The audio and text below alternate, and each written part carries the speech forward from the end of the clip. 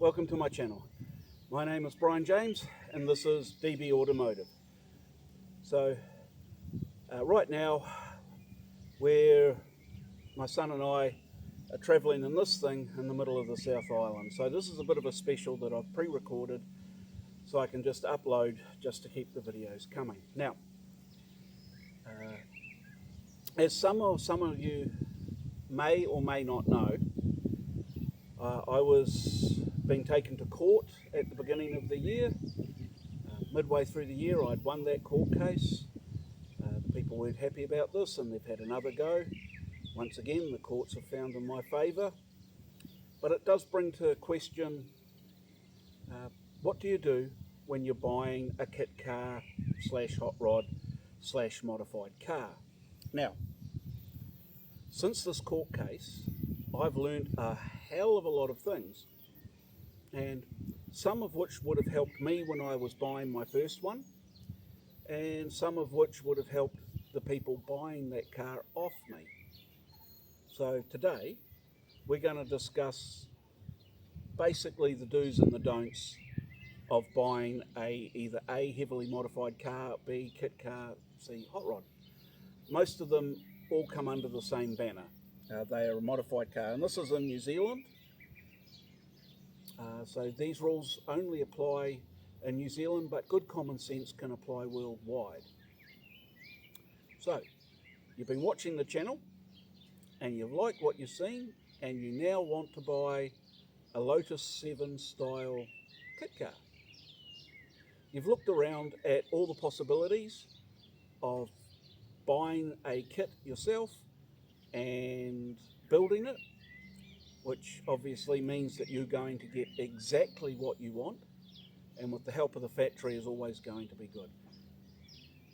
Then they've discussed the price with you and you've decided that, well, in this day and age, that's really made of unobtainium. So now you're going to look at buying a second-hand one on the social media marketplaces or your local used car dealers, whatever. Okay, now you've suddenly realised that there is a massive swing of price ranges between what looks to be all the same car. And you're wondering, why is that? Well, here in New Zealand, that's most likely the fact that that car is not certified, or it has been modified and not certified, or it's half built, or it's an ex-race car. So look, there's lots of possibilities there. So if you are looking at the lowest budget car, the likelihood is you're going to find something that is in need of work and is in need of being recertified. Now, as long as you go into that with your eyes open, and remember, here in New Zealand, this is really important, the onus is on the buyer to get what they want. Cool. You realise that you can pick one of these up for 5 or 6 grand, and they need work. And if you've got the skills, the time and the effort, you're going to save yourself a lot of money. Don't be fooled by the fact that it could be cheap. The certification process to put it on the road, even with a car that is in good condition, is probably going to set you back a minimum of $5,000. By the time your certifier goes through it 2 to 3 times and you have to have work done, yeah, you better budget at least another 5 grand as a bare minimum. Okay, so you've decided that that's really not for you. You're going to buy something that's all been done and is apparently legal on the road. Now this is where we got into trouble with the car that I sold, and if you go through my previous videos you will find out why that is. It wasn't my fault. I did not do the motor swap, and all I did was get warrant of fitnesses on it, and it kept on getting warrant of fitnesses. So therefore, but what I didn't know was that the people that had done the motor swap for me, or they had done the motor swap on the car that I was buying, hadn't completed the certification process, and they lied. So, okay, let's get into what you need to look at when you're looking at a car. So, I'm going to use the car behind me as an example, as I have recently purchased this, and with all the things that I learned from this court case recently, I did a whole lot of things differently than I would a normal car. So, it was advertised on our marketplace called Trade Me. I'd seen it there for quite a while. Now, the first thing was that because I'm a rather round person, I wanted a car that was slightly bigger.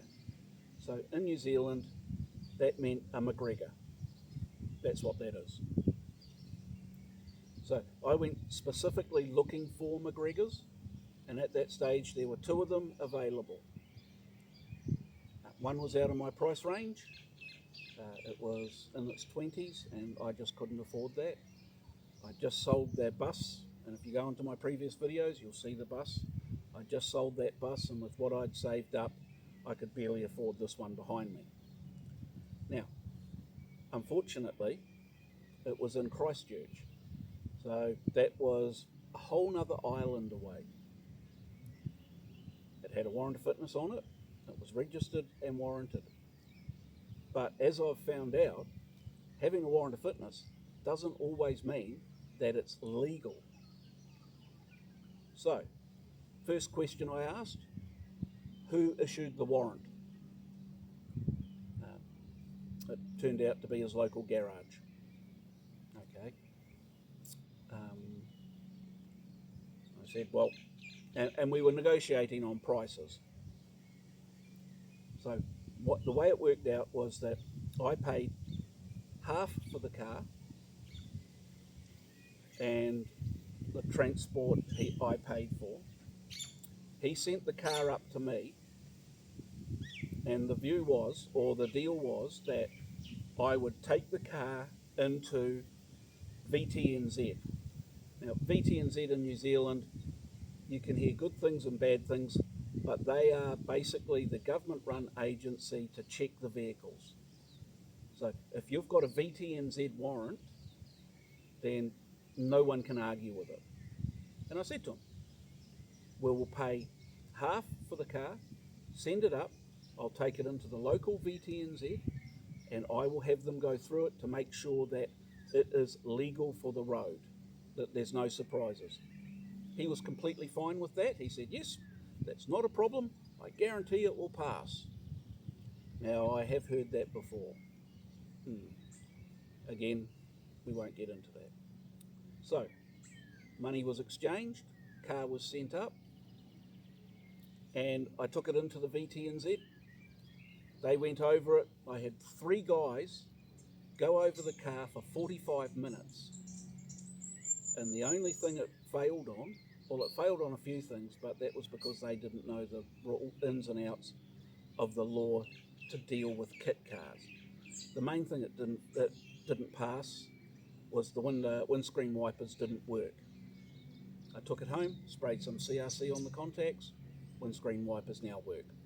It was that simple. Then money was paid over. Now, part of the deal with getting a kit car on the road, getting a hot rod on the road, is the certification process. Now that should come with paperwork. If you are looking at a car, request to see the paperwork. Now that's really important. The paperwork is the certification process, and it is the one thing that will tell you if that car, before you put down 1 cent, is legal for the road. Now, yes, it can be registered and warranted, but as I said, that doesn't mean a lot if you've got someone handing out warrant of fitnesses that don't know what they're doing, or are handing out warrant of fitnesses and people are just paying for it. Predominantly, it's mostly that they don't know what they're doing. I don't like to believe that there's ill intent involved. So, to give you an idea, this car behind me, I'll show you the paperwork. Okay, so I'm just going to grab you off the camera and we're going to go through some of this paperwork.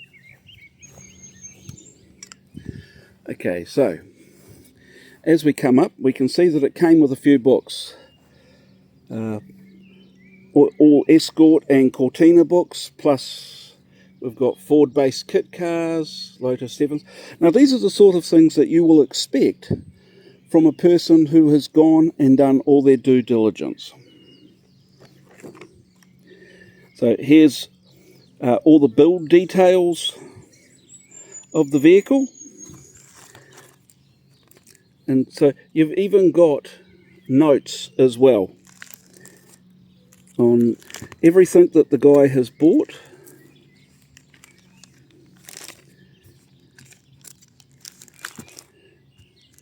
And things that inspired him. Okay, so that's your build book. Now, here's a lot of the detailed things that you need to get your certification. And you know, it goes over all the carburetor settings, which cams he's had put into the car, all the, you know, obviously it came from McGregor Motorsport, so you've got all the pricing, receipts. You expect to see a lot of receipts. Obviously I can't get all of this out right now, so, but that's just, you know, what you would expect to see in a kit car or hot rod garage. I don't know how to say this. A person who's enthusiastic about the car that they've built, that they've taken the time to get certified, and that they are now having to sell. Now, unfortunately for Alan Horswell, who built this car behind me, he passed on. It was completed by his daughter and I believe son or son-in-law. I'm not too sure on that one. They did it. They then on-sold it to a young guy, Matthew. Matthew did, I think, roughly about 4,000k in it. And he then decided that it was a very impractical car, and let's face it, they are. And he then on-sold it to me. So, yeah, look. So what can you take away from this video in regards to wanting to buy a kit car, a Lotus 7 style kit car, a hot rod, home built? Quite simply, if you are looking for something to drive that's not going to provide you a world of heartache, make sure that it is registered and warranted. Next, it may be registered and warranted. If it is before 1995, make sure that it has got a cert plate, that it has been certified by the LVVTA, the Licensing Vehicle Trust for New Zealand, that certifies these cars, hot rods, kit cars, home builds. If it has got that cert plate on it, make sure that the car is actually on, make sure that the particulars of that cert plate, which you'll usually find in the engine bay, are still correct on the car. Now, there's nothing stopping anyone from getting it certified and then radically changing it. And the warrant of fitness people may miss that. So it is, again, up to you as the person buying the car to make sure that you are getting what you want. So make sure that the cert plate, the car still fits the cert plate.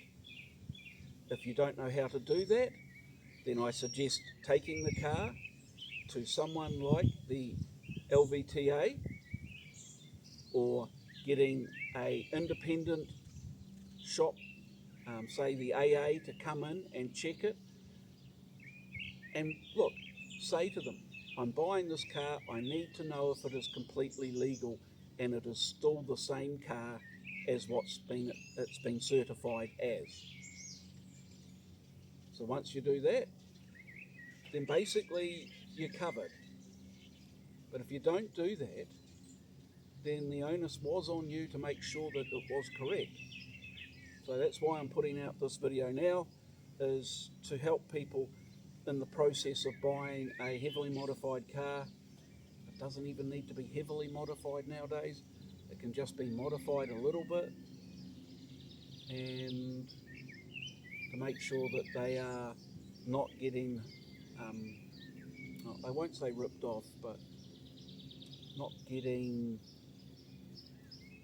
fleeced. As I say, what I've learned in the past year or so has been basically that. Check, check, and then check again. Have it checked. Ask the questions. Yes, it may be a car that you've always lusted after. It could be the latest AC Cobra built by Elmac or someone, and the thing is in British racing green. It's got the big block Chevy in it, manual. Oh my God, you know, this is the dream car. It's a lot of money. AC Cobras generally go for 80 plus, but the guy says that's mint. Don't take him for his word. Have it checked out. Have it independently checked. And then you've always got backup. If someone comes back to you, you can say, no, I had that independently checked. So, I hope this helps in any way, shape or form. And yeah, look, these cars are brilliant and a lot of fun to drive. They're definitely worth it. They're certainly worth the hassle. So, as I say, please, if you have any questions, use the questions and answers below. I'm happy to answer them in any way I can. And other than that, pretty soon we will start putting out videos of our South Island trip that we're doing. And yeah, I hope you enjoy it. So stay tuned. There's going to be a lot more content, especially with this summer coming up. So hey guys, thank you very much. You have a great day.